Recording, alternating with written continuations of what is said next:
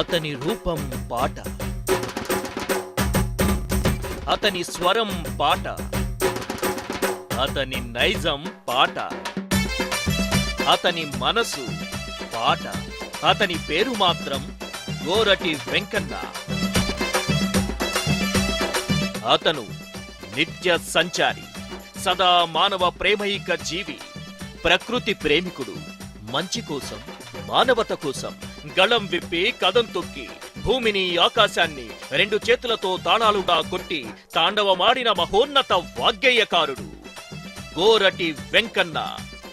ఆ ప్రజాకవిని ప్రతిష్టాత్మక కాళోజీ నారాయణరావు పురస్కారంతో సత్కరిస్తోంది తెలంగాణ ప్రభుత్వం. గోరటి వెంకన్న 1963లో మహబూబ్ నగర్ జిల్లాలోని గౌరం గ్రామంలో గోరటి నరసింహ, వీరమ్మ దంపతులకు జన్మించారు. తండ్రి నుంచి వారసత్వంగా సంక్రమించిన పాట, జానపద సాహిత్యం, ఆసు సంప్రదాయాలు, భక్తి కవితా వైదుష్యాలు, పల్లె అందాల పారవస్యాలు అన్నీ వెంకన్న భవిష్యత్తులో అద్భుత పాటగానిగా రూపొందడానికి దోహదపడ్డాయి. కాళోజీ పురస్కారం అందుకుంటున్న సందర్భంగా హెచ్ఎంటీవీ ఆ ప్రజా వాగ్గేయకారుడితో ప్రత్యేకంగా ముచ్చటించింది. వాగు ఎండి పాయరో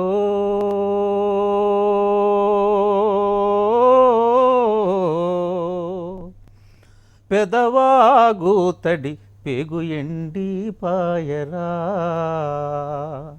ప్రజాకవి, వాగ్గేయకారుడు, సంచార కవి, తెలంగాణ, ఆంధ్ర, తెలుగు రాష్ట్రాలలో అశేష జనవాహిని హృదయాలలో ఉప్పొంగే పాట, జనం పాట గోరటి వెంకన్న.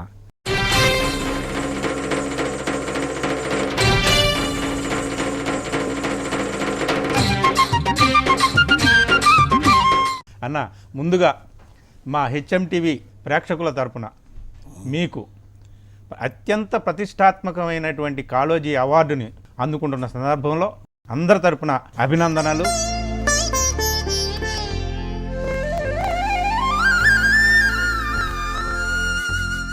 గోరటి వెంకన్న పాటని తన చిరునామాగా మార్చుకున్నాడు, పాటకి చిరునామాగా అయ్యాడు. అలాంటి గోరటి వెంకన్నకి మనం అవార్డులతో కొలవలేము, అతని పాటని కొలవలేము, అతని జీవితాన్ని కొలవలేము, అతని వ్యక్తిత్వాన్ని కొలవలేము, నాకు తెలుసు.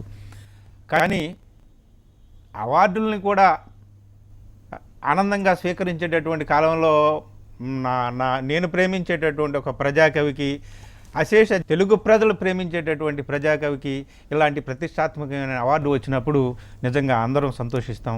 ఆ సంతోషంలో మేము కూడా భాగం పంచుకుంటున్నాం. నిజంగా ఈ అవార్డు వార్త విని మీకు ఎట్లా అనిపించింది? మొట్టమొదటి పాట మొదలెట్టినప్పుడు అవార్డు ఉంటామనే విషయం కూడా తెలియదు, అవార్డు ఇస్తారనేది కదా, అవి ఇచ్చిన వాళ్ళు గొప్పతనం. ఈ వార్త ఎట్లా తెలిసింది మీకు? నేను చెన్నమనేని విద్యాసాగరరావు, ఇంకో ఫ్రెండ్ పోతున్నాను, ఫ్రెండ్ అది తెలంగాణ అమరవీరుల స్తూపం చేసిన ఎక్క యాదగిరిరావు గారు, ముగ్గురం కలిసి బొవేరా సభకు పోతున్నాం, బోయినపల్లి వెంకటరామారావు గారి సభ. పోయినసారి గతంలో బొవేరా అవార్డు వచ్చింది, ఆడికి పోతుంటే కల్చర్ డిపార్ట్మెంట్ వాళ్ళే ఫోన్ చేసి. నాకు తెలిసి తెలంగాణకు పాట ప్రాణం, పాటకు ప్రాణం గోరటి వెంకన్న అనే ఒక పాటతో మనం ఈ ముచ్చట సరే కొనసాగిద్దాం. నా పల్లె అందాలు చూసితే కనువిందురో, నా పల్లె అందాలు ఎత్తు వంపులతోని డొంకల దారుల చూడు, ఏ పూగ వెరిగినట్టి ఆపలు ఈదులు చూడు, అల్లుకున్నడివి తీగలాదుండ పొదలు రో, మా పల్లె అందాలు. అద్భుతం. అంటే గోరటి వెంకన్న పాటలో వాన మీద కావచ్చు, లేదా కొంగ మీద కావచ్చు, లేదా సంత మీద కావచ్చు, తుమ్మ చెట్టు మీద కావచ్చు, దేని మీద ఏ పాట మీద రాసినా తప్పనిసరిగా అందులో ప్రకృతి ఉంటుంది, ప్రజలు ఉంటారు, మానవ జీవితం ఉంటుంది, గొప్ప తత్వ బోధన ఉంటుంది. అంటే చిన్నప్పటి నుంచే మీకు ఈ విధమైనటువంటి ప్రకృతి ఆరాధన, జనజీవిత పరిశీలన ఇవన్నీ ఎట్లా అలవాటైనాయి? ఇది తెచ్చిపెట్టుకుంటే వచ్చేది కాదు. అమ్మ లాలన ఎట్లుంటుందో, నాన్న యొక్క వాత్సల్యం ఎట్లుంటుందో, ఆ పక్క చెట్లు కూడా అట్లే ఉంటాయి. అందుకని చెట్ల దగ్గర కూర్చుంటే ఏమనవు. అందుకనే అది చిన్నప్పుడు ఏర్పడదు. గుట్ట కలిమి చెట్టు దగ్గర, యాప చెట్టు, కానుగు బోదలు మొత్తం. ఇప్పుడు పాటలు కొత్త పాటలు వచ్చే కానుగు, మోదుగు అన్ని చెట్లు వస్తున్నాయి. ఓ నల్ల తుమ్మ పసిడి పూల కొమ్మ నీవు లేక పల్లె చిరునామ లేదమ్మా ఓ నల్ల తుమ్మా, గులకరాల సౌకనేలైన ములిసేవు, గుట్టలు రాళ్ళున్న గుబురుగా పెరిగేవు, కంచెలేకనే పెరిగి కంచనీవయ్యేవు, మంచపై కాపుకు దాపు నీవయ్యేవు, అయిన పెట్టిపోతల కొరకు పెట్టుకోవు బెంగ, మేక పంచకముంటే అదే నీకు సురగంగా, మేక పంచకముంటే అదే నీకు సురగంగా. అది అంటే ఏమీ ఆశించనటువంటి ప్రకృతిని తీసుకొచ్చి పాటలో ప్రాణప్రతిష్ఠ చేసి మనిషికి హితబోధ చేయడం, మనిషికి ఒక సందేశాన్ని ఇవ్వడం, తద్వారా మళ్ళీ మనిషి జీవితంలో ఉన్నటువంటి లోటుపాట్లు, బొమ్మ బొరుసు ఇవన్నీ కూడా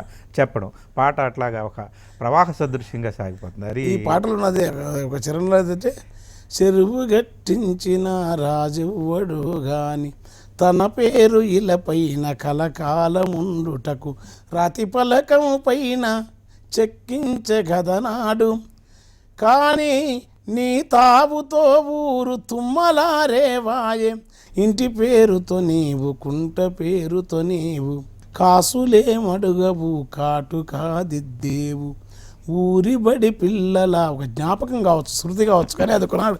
ఊరి బడి పిల్లల ఒయిలు జినిగిపోతే అతికించుకొమ్మని జిగురు నందించేవు, తమకెవ్వరూ లేని అనాథ బాలల తనువు పైన సింపులంగి గుండెయ్యేవు ఓ నల్ల తుమ్మా. సీరియస్ సాహిత్యంలో ఉండేటటువంటి విలువలన్నీ ఉంటాయి. వచన కవిత్వంలో ఏ విలువలైతే మనం అనుకుంటున్నామో, ఒక ఉత్కృష్టమైనటువంటి స్థాయి ఉన్నటువంటి వచన కవిత్వంగా దేన్నైతే మనం అనుకుంటున్నామో అందులో ఉన్నటువంటి లక్షణాలన్నీ మీ పాటలో ఉంటాయి. కానీ మీరు పాటని ఎంచుకున్నారు ఏమిటి అంటే, చిన్నప్పటి నుంచి మీ పెరిగిన వాతావరణంలో పాట ఉందా? ఒక్కసారి ఆ విషయాలు. నాయన వాడేది అమ్మ వాడేది, మనకి ఏదైతే అలవాటు అయితే చిన్నప్పుడు జొన్న సంకటిలో జొన్న సంకటే మంచిగా అనిపిస్తుంది. మీకు తెలియకుండానే మీ రక్తనిష్టం అయిపోయింది పాట. ప్రాచీన సాహిత్యం నుండి విదేశీ సాహిత్యం దాకా చాలా చదువుకున్నారు. అది చాలా మందికి తెలియక జానపద గాయకుడని ఆ మాటలు ఈ మాటలు, అది మీలాంటి పెద్దల సంస్కారం.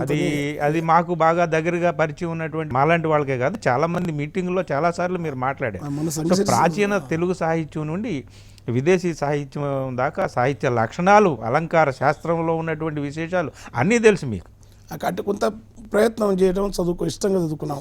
అర్థమైన వాళ్ళు లేదని తెలియదు కానీ చదువుకున్నాం. ఇప్పుడు పద్యం తక్కువ అన్న, పద్యంలో జాషువా ఎంత అద్భుతంగా చెప్పినాడు, పద్యంలో చెప్పలేదు అసలు. బల్యపల్లి లాంటి సాంప్రదాయం సావునులేమి మనిజ సంతతికి, ఆ పద్యం అంటే కనుక చావున సంభవించు విచారమనంగు దినక్రమంపు, కానీ జీవులకి ఘోర దుర్గతి ఎప్పటికి ఉంటుంది. జీవం కలగాక వృద్ధి అనే పద్యంలో అర్థం కాదు. పద్యాన్ని కూడా తక్కువ పద్యంలో జాషువా ఉచ్చస్థాయి తీసుకుపోయినాడు విశ్వనాథ. అందుకనే గేయ ప్రక్రియ కూడా తక్కువ, పాట అనేదాన్ని ఒక తక్కువ అనేదాన్ని ఎందుకో నాకు బాధ. ఎందుకంటే గద్దరన్న పాట లక్షలాది మంది కలిసింది, అట్లా మీలాంటి సాహిత్య మూర్తులను కూడా కదిలించింది, సాహితీవేత్తను కదిలించింది. కనుకనే ఆ ప్రభావం బ్రేక్ పాటకి ఎప్పుడు తక్కువ స్థానం లేదు, తక్కువ దాన్ని కవిత్వంలో దాని బలాన్ని మేము పెంచడం కాదు, దాన్ని రాసే పద్ధతిలో రాస్తే దానికి ఇచ్చే సీరియస్నెస్. ఏదానికైనా అధ్యయనం అవసరం, మన స్వానుభవం అవసరం. మనం కష్టపడిన తర్వాత నీకు బాధనో ఆనందమో ఒక సీరియస్, ఒక చాలా వేదనాత్మకంగా లేకుండా నీ అనుభూతులను వ్యక్తీకరించకుండా రాస్తే అది ఉంటుంది. నేను రాస్తే కూడా అట్లా ఫీల్ అయితే రాస్తాను. నాకు ఇష్టం, నేను నగర జీవితం మీద గల్లీసిన దెబ్బ తర్వాత నాకు తెలియని జీవితాన్ని రాయను. కార్మికులు నాకు పాట నాకు తెలియదు, రాయలే నేను. కాకపోతే నా ఆధునిక వచ్చిన ధోరణి మీద హాస్యంతో జోడించి రాయొచ్చు అట్లా. అది ఇంకొక లక్షణం గోరటి వెంకన్న పాటల్లో కనిపించేది ఏంటంటే, భక్తి కవుల తత్వం మీలో నరనరన్న అది జీర్ణమై ఉన్నట్టుగా కనిపిస్తుంది. ఆ భక్తి కవుల తత్వాన్ని ప్రజాకవిత్వంగా మార్చడంలో మీరు విజయం సాధించినట్టుగా అనిపిస్తుంది. అంటే అంతర్లీనంగా మీరు చిన్నప్పటి నుంచి మీరు ఎదుగుతూ మీరు పోగు చేసుకున్నటువంటి ఆ భక్తి కవి జ్ఞానాన్ని ఏదైతే ఉందో దాన్ని మీ ప్రజాకవిత్వంతో మమేకం చేసి పాటల రూపంలో పెట్టేటప్పటికి గోరటి వెంకన్న పాట అనేది ఒక విశిష్టమైనటువంటిదిగా చరిత్రలో చిరస్థాయిగా నిలిచిపోయేటటువంటి పాటగా వచ్చింది. ఆ భక్త కవుల యొక్క తత్వాలు ఎట్లా మీకు అబ్బింది? నేను కావాలని చేసిన కాన్షియస్గా. అరుగు మీదో దరుగ ముందు, ఇది 30 ఏళ్ళ కింద పాట చెప్తున్నాను, అప్పటికి నాకు ఇంకా ఇంత పరిణతి లేదు.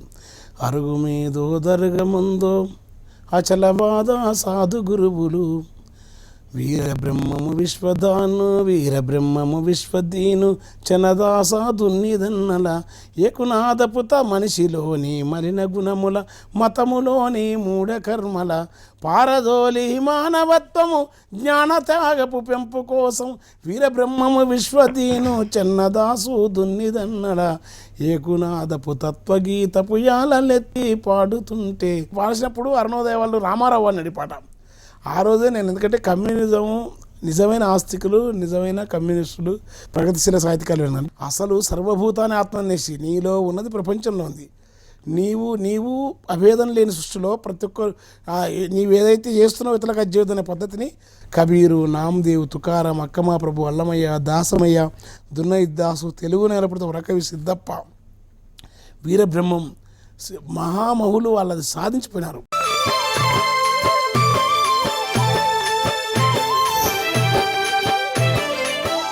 మీదంతా చదువుకున్నారు, మీరు ఒక పట్టుదలగా సాధించారు దాన్ని. అంటే చదువుకోవడం విప్లవ సాహిత్యంలోకి తెచ్చినాను, మొట్టమొదటి చాలా బైరాగిన కాది తెలివిగానే తెచ్చినాను. భక్తి సాహిత్యాన్ని ఇటు విప్లవ సాహిత్యాన్ని మమేకం చేయడంలోనే గోరటి వెంకన్న విజయం. అవును, ఒక మనిషిని మరో మనిషి దోపిడీ చేయకూడదు, ఒకరిపైన మరొకరు పెత్తనం వద్దు, అణచివేత వ్యతిరేకించవే మార్క్సిజంకే. మరి మనిషి లోపల నిన్ను నీవు ఇతరులను చేసే స్వభావం అంతరంగంలో జరిగే ఈ విషయాన్ని వాళ్ళు చేసినారు, వాళ్ళు సాధించినారు, వాళ్ళు అట్లా ఉన్నారు. వాళ్ళు రకరకాల ఆల్టర్నేటివ్, అచలం అంటారా, అవధూతలు అంటారా, బైరాగులు అంటారా, సిద్ధులు అంటారా, లేదు ఏది కాదు, మామూలుగా తెలియకుండా పశువుల కాపర్లుగా గ్రామాల్లో ఉండే మనుషులు వాళ్ళ నిర్వికార స్థితిని, నిర్వికారమే గొప్ప ఆనందం అని అలా అన్ని ఆధునికరణ తర్వాత ఏది ఇది సత్యం కాదు, శాశ్వత సత్యం బ్రహ్మ పదార్థం ఏది లేదు, ప్రతిదీ మారిపోయే చేతిలో, ఇప్పటికి ఇది సత్యం కాలంతో అని అంటాం కదా. ఆ స్థితిని ఎరకతో కలిగి మామూలు ప్రజలు ఉన్నారట్లా, గొర్రెల కాసేవాళ్ళు. భక్తి సాహిత్య పరంపరతో ప్రస్థానం మొదలై విప్లవ సాహిత్యం వైపు ఎట్లా మీ రూట్ ఎట్లా పట్టాను? అవి రెండు అభేదం కాదంట. నేను రామా నీకు ఇది ఇస్తా వస్తువులు, రామునికి ఇది పూర్వజన్మ, నరకం, స్వర్గం, ఇవన్నీ ఇవి మనిషి పెట్టుకున్నాయి, దేవుని మూర్తి. కానీ దీనికంటే ముందు మానవ ప్రవృత్తి, నీ అంతరంగంలోకి నీ మనస్సు, నీ చేసే అంతరంగ ప్రపంచం లోకి భక్తి సాహిత్యకారులు ఎక్కువ చేసినారు. దాన్ని రాజ్యానికి వాళ్ళు ఏంటంటే తమను తాము ప్రశ్నకు రాజ్యాన్ని రచించారు. వేమన్నా నిక్కమైన ప్రజల కవి వేమనకు జగమున ఎవడు సాటిరా, ఈ భోగ భౌతిక సుఖములు నా ఘోసిపాతకు సమముగావని, రాచమూకను నమ్మరాదని, రాజ్యమును ఎదిరించి నిలిచి పాటలయ గతి గలిగినట్టి, ఆట వెలదిల పద్యమల్లి బూటకపు ప్రతినీతి పైన, ఈటలావల విసిరవేమన అచలవాద యోగి వేమనరు. అసలు ఈ పాటకింత నేను రాసినాను తెలిసి తెలియక, బాల్య చేపలంతే ఈ పాటకింత ప్రాధాన్యత అని చెప్పి కె. శ్రీనివాస్ గారు మొట్టమొదటి గుర్తు చెప్పినాడు, ఈ పాటలో ఇదిందని. ఇప్పుడు మనం కవిత్వ చిరునవ్వు వర్ణములు సాంద్రత గంధములు పున్నాగ దర్శన పాడతాం, అనంత కాంతి పుంజములు తొలరించే నింగిరేడంత రంపు వెలుగు పూడు నేలకు వెదజల్లు వాడు, సగల తేరు చుట్టు భూమిని పగల రాత్రి తిప్పేవాడు, లేడి పరుగులతో వేడి గుర్రములు ఆడించేవాడు, అతనేమో మండె కొలిమి సాగరముతోన చెలిమి నింగి సాగరాల మధ్య బంధము జల చక్రం. ఇట్లా ఎన్నెన్ని రాసుకోవచ్చు. చిన్నప్పుడే వెంకటరెడ్డి గారిని మాస్టర్లు 9వ తరగతిలోనే పుస్తకాలు అవి ఇచ్చేది, అవి చదివేది. తర్వాత నేను ఇంకా ఒక్కొక్కసారి ప్రజానాట్య మండలి, అరుణోదయ, తర్వాత మిత్ర పాటలు విన్నాను. గద్దరన్న, నాజర్, గద్దరన్న పాట చిన్నప్పుడు విన్నాం.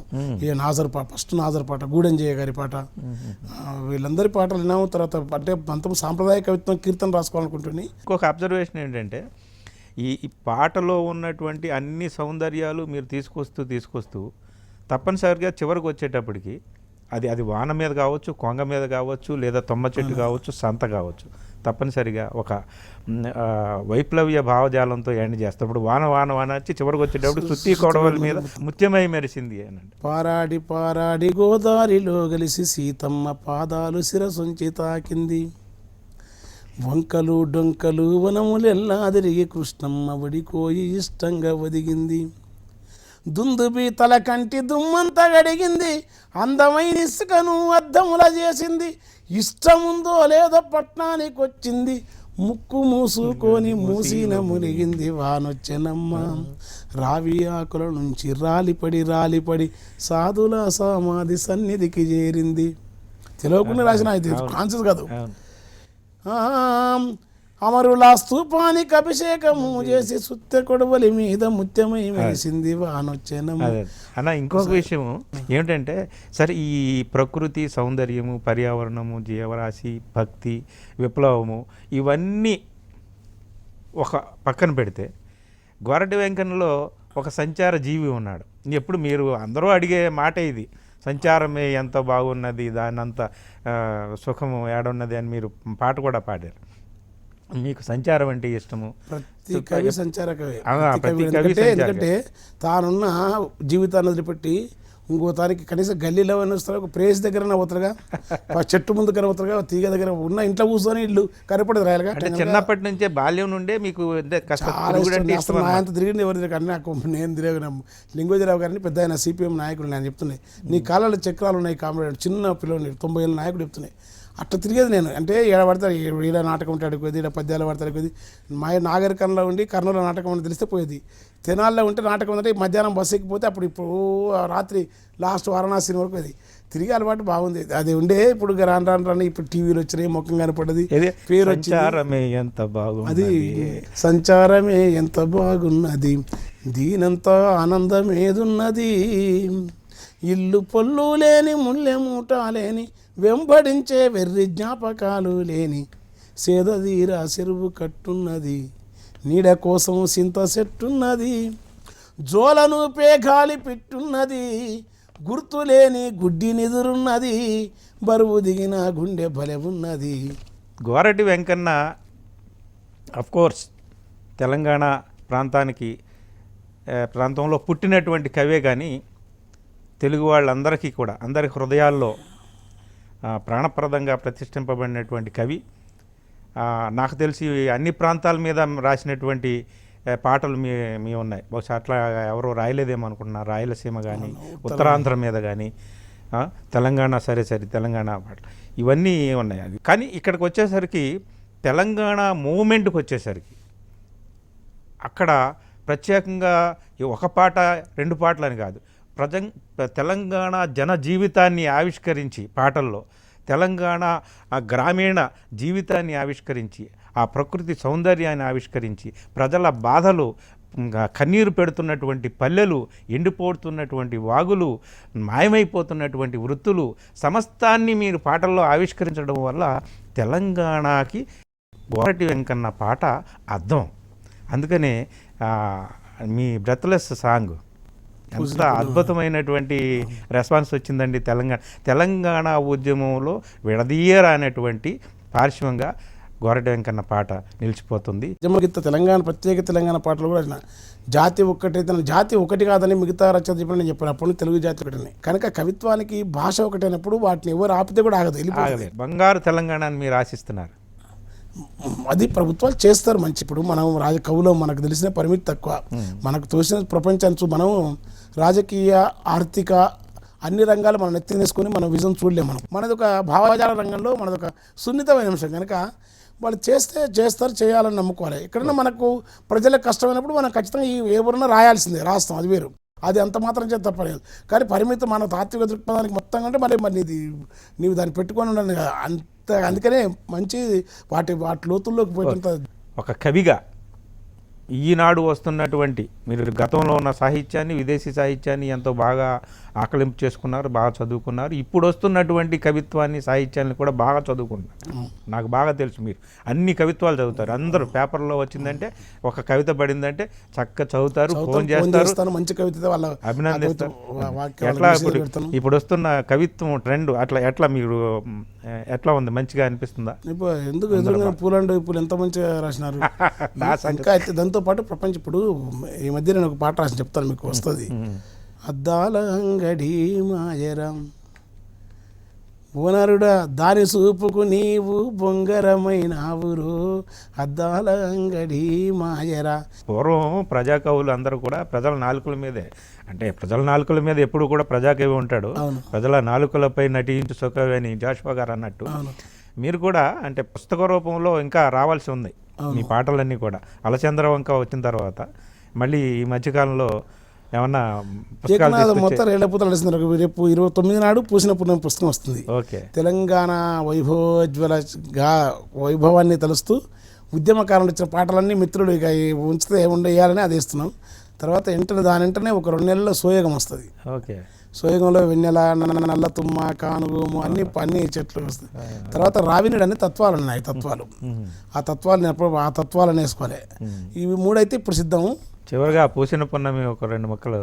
పూసిన పున్నం వెన్నెలమేనా తెలంగాణ వీణ వాసుక చరితల వెలుగొందిన గత వైభవాల కోణం పదగతుల వారి సరసతల వేని ఉప్పంగి మురిసె బుల్లముల బాని తాళాల జోల దరుబూలయాల సంపూరమాడే సింగీడి మేళ మోదుగు పూల వసంత ఏల తంగిడి పూల బంగారు నేల జమ్మి కొమ్మన పాలపిట్టెల గంతులేసే ఆ జింక పరుగుల ఇడుపున జానపదంబులు ఇంపుగా పూసిన కవనవనంబులు ఎగిసిపార ఎన్నెన్నో ఏరులు మురిసి ఆడ బతుకమ్మ ఊరులు బుద్ధుని పాదపు ముద్రల పండు మన పనిగిరి కొండ పద్మనాజకుల దేవరకొండ మేటి రాజకొండ కొరణుపాక తీర్థంకర పాద వర్ధమానముని తెలిపిన బోధ యాదగిరి సన్న మొక్కలు జానుపాడు సైదన్న సొత్తులు కలబడి నిలబడి కుడియను నిలబడి గడిల పగరును దించిన దళములు వాడిగ వడిసెల విసిరిన కలములు పొడిపడి పరుగులు వెట్టిన జులుములు నందికొండ నీటితో నిండా ఊరున పైరులు పండ కరువులు పరువులు జరుగును దూరం నల్లగొండ వరితో మాగా పారేవాగులు పచ్చని కొండలు పరుమలమైన పూలగారులు కీసరగిట్టలు అరగిట్టలు అనంతగిరులు భూమిలో దాగిన సర్వకొండలు తాండూరు షాబాదు బండలు కుంకుమ కన్నా మెత్తని దుక్కులు కూరలు గాయలు కుప్పలు రాసులు కంగారెడ్డి నీలకు విలువ కొంచెములతో బంగారం కొలువ పాలకుర్తి కవనపు మేళ భాగవతం కర పోతన నీల యుగంధరుడు యోచన పాకాలరా ముప్పచెరువులు గొలుసు కట్టు జలధార నెలములు సమ్మక్క సారెక్కల తెరవ సరువాయి పాప ననిమడవ ఓరుగల్లు అనువనువన గుళ్ళు తలుసుకుంటే పులగించను వల్లు పర్ణశాల సీతమ్మ పాదములు భద్రాచలముల నిత్య వేడుకలు కోరులింట గోదావరి పరుగులు జంటగా కిన్నెల సాని నడకలు పగలే నీడలు పరిచిన చందం పచ్చని టేకు గొడుగుల ఎందం బొగ్గు బావులు అగ్గు నిలవులు పాలు వంచైల పంపే వెలుగులు గిరిజన జాతుల ఆయువు పట్టు ఆశయాలు విరభూషణ చెట్టు ఉద్యమాలకెళ్ళ కమ్మం మెట్టు. నమస్కారం. కుంభవృష్టిలో తడిసినట్టుగా ధారా ప్రవాహంగా ఒక నయాగరా జలపాతం కింద నుంచినట్టుగా సంతోషం. నిజంగా ఎంతో టైం ఇచ్చి మాకు నేను రావడం కూడా నేను మీరు మంచి పూలండో పూల కవిత మీ సంకలనం మీ కవిత్వం చాలా సున్నితంగా ప్రసాదనతో ఇంటర్వ్యూ అంటే వచ్చినా నేను చాలా సంతోషం అన్న.